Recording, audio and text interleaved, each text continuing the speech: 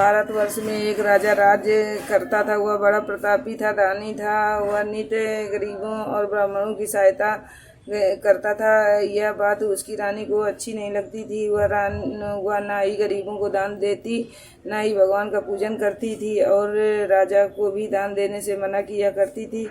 एक दिन राजा शिकार खेलने वन को गए हुए थे, तो रानी महल में अकेली थी। उसी समय बृहस्पति देव साधु के वेश में राजा के महल में भिक्षा के लिए गए और भिक्षा मांगी। रानी ने भिक्षा देने से इनकार किया और कहा, हे साधु महाराज, मैं तो आपको दान पुण्य से तंग आ गई हूँ। मेरा पति सारा धन लुटाता रहता है। मेरी इच्छा है कि हमारा धन नष्ट हो जाए, फिर ना रहेगा बांस और ना बजेगी बांसुरी। साधु ने कहा, देवी तुम तो बड़ी अजीब हो।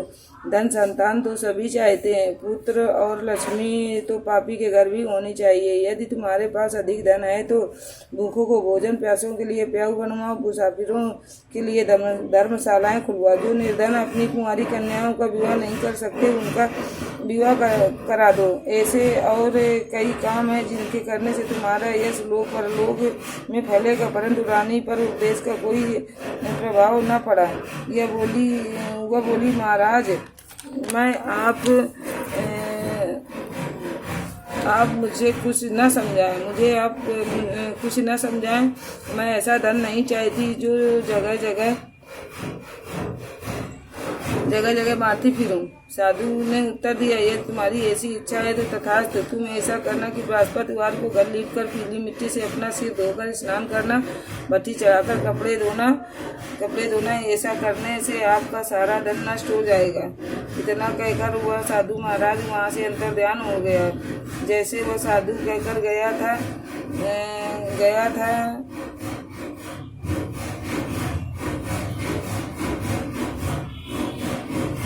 रानी ने वैसा ही किया। 6 बृहस्पतिवार ये बीते थे कि उसका समस्त धन नष्ट हो गया और भोजन के लिए दोनों तरसने लगे, संसारिक भोगों से दुखी रहने लगे। तब वह राजा रानी से कहने लगा कि तुम यहाँ पर रहो, मैं दूसरे देश में जाऊँ, क्योंकि यहाँ पर मुझे सभी मनुष्य जानते हैं, इसलिए कोई कार्य भी नहीं कर सकता। देश चोरी परदेश भीख बराबर है। ऐसा कहकर राजा परदेश चला गया।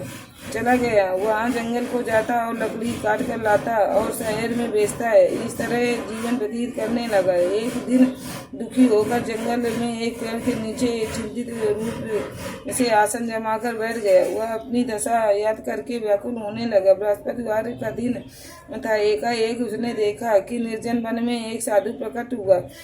वह साधु वेश में स्वयं बृहस्पतिवार देवता थे। लकड़ारे के सामने आकर बोले, हे लकड़ारे, इस सुनसान जंगल में तू चिंता मग्न क्यों बैठा है? लकड़ारे ने दोनों हाथ जोड़कर प्रणाम किया और उत्तर दिया, महात्मा जी, आप सब कुछ जानते हैं, मैं क्या करूं? यह कहकर रोने लगा और साधु को आत्मकथा सुनाई। महात्मा जी ने कहा, तुम्हारी स्त्री ने बृहस्पति के दिन वीर भगवान का निरादर किया है, इसके कारण तुम रुष्ट होकर तुम्हारी यह दशा कर दी। अब तुम चिंता को दूर करके मेरे कहने पर चलो, तुम्हारे सब कष्ट दूर हो जाएंगे और भगवान पहले से भी अधिक संपत्ति देंगे। तुम बृहस्पति के दिन पाठ किया करो। 2 पैसे की चने मुनक्का मंगवा कर उसका प्रसाद बनाओ और शुद्ध जल से लोटे में शक्कर मिलाकर अमृत तैयार करो। कथा के पश्चात अपने सारे परिवार और सुनने वाले प्रेमियों में अमृत व प्रसाद बांटकर आप भी प्रसाद ग्रहण किया करो। ऐसा करने से भगवान तुम्हारी सब कामनाएं पूरी करेंगे। साधु ने ऐसे वचन सुनकर लकड़ारा बोला, हे प्रभु, मुझे लकड़ी बेचकर इतना पैसा नहीं मिलता जिससे भोजन करने के उपरांत कुछ बचा सकूं। मैंने रात्रि में अपनी स्त्री को व्याकुल देखा। मेरे पास कुछ भी नहीं जिससे उसकी खबर मंगा सकूं। साधु ने लकड़ारे, तुम किसी बात की चिंता मत करो। बृहस्पति के दिन तुम रोजाना की तरह लकड़ियां लेकर शहर को जाओ।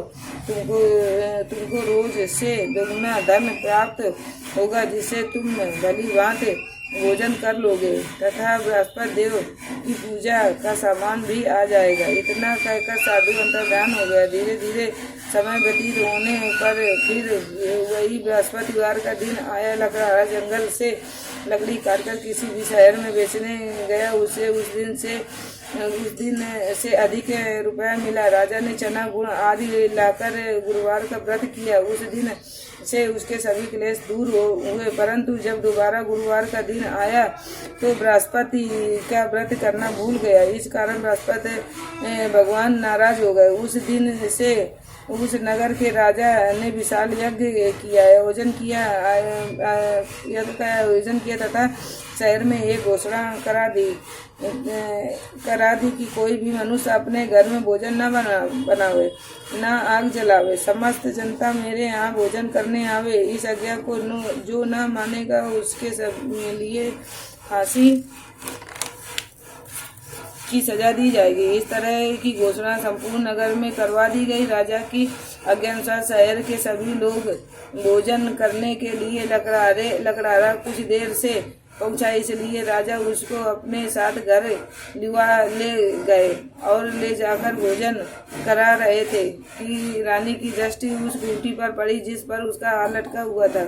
वह वहां पर दिखाई न दिया। रानी ने निश्चय किया कि मेरा हार इस मनुष्य ने चुरा लिया। उसी समय पुलिस को बुलाकर उसको जेल खाने में डलवा दिया। जब लकड़ारा जेल खाने में पड़ गया और बहुत दुखी होकर विचार करने लगा कि न जाने कौन से पूर्व जन्म के पूर्व कर्म से मेरे लिए दुख प्राप्त हुआ है, और उसी साधु को याद करने लगा कि जो जंगल में मिला था। उसी समय तत्काल बृहस्पति देव साधु के रूप में प्रकट हो और उसकी दशा को देखकर कहने लगे, अरे मूर्ख, तुमने बृहस्पति देव की कथा नहीं करी, इस कारण तुझे दुख प्राप्त हुआ है। अब चिंता मत कर। बृहस्पतिवार के दिन जेल खाने के दरवाजे पर 4 रुपए बड़े मिलेंगे। उनसे तू बृहस्पति देव की पूजा करना, तेरे सभी कष्ट दूर हो जाएंगे। बृहस्पति देव के रोज 4 रुपए मिलेंगे। लकड़ारे ने कथा कही के रोज उसे 4 रुपए मिले। लकड़ारे ने कथा कही। उसी रात को बृहस्पति देव ने उस नगर के राजा को स्वप्न में कहा, ये राजा, तुमने जिस आदमी को जेल खाने में बंद कर दिया है वह निर्दोष है, वह राजा है, उसे छोड़ देना। रानी का हार उसी खूंटी पर लटका हुआ है। अगर तू ऐसा नहीं करेगा तो मैं तेरे राज्य को नष्ट कर दूंगा। इस तरह रात्रि के स्वप्न को देखकर राजा प्रातः काल उठा और खूंटी पर हार देखकर लकड़ारे को बुलाकर क्षमा मांगी तथा लकड़ारे को सुंदर वस्त्र आभूषण देकर विदा किया तथा बृहस्पति देव की आज्ञा अनुसार लकड़ारा अपने नगर को चल दिया। राजा जब अपने नगर के निकट पहुंचा तो उसे बड़ा आश्चर्य हुआ। नगर में पहले से अधिक बाग, तालाब और कुएं तथा बहुत सी धर्मशालाएं, मंदिर आदि बन गई थी। राजा ने पूछा, यह किसका बाग और धर्मशाला है? तब नगर के सब लोग कहने लगे, यह सब रानी और बांदी के हैं। तो राजा को आश्चर्य हुआ और गुस्सा भी आया। जब रानी ने यह खबर सुनी कि राजा आ रहे हैं तो उसने बांदी से कहा कि हे दासी, देख, राजा हमको कितनी बुरी हालत में छोड़ गए थे। हमारी ऐसी हालत देख कर वो लौट न जाए, इसलिए तू दरवाजे पर खड़ी हो जा। रानी की आज्ञा अनुसार दासी दरवाजे पर खड़ी हो गई।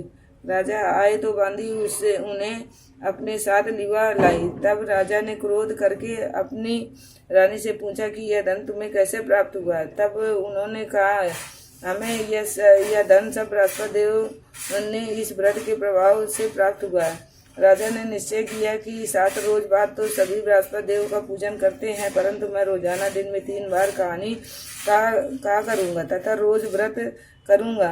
अब हर समय राजा के दुपट्टे में चने की दाल बंधी रहती तथा दिन में 3 बार कहानी कहता। एक रोज राजा ने विचार किया कि चलो अपनी बहन के यहाँ हो हमें। इस तरह निश्चय कर राजा घोड़े पर सवार होकर अपनी बहन के यहाँ को चलने लगा। मार्ग में उसने देखा कि कुछ आदमी एक मुर्दे को लिए जा रहे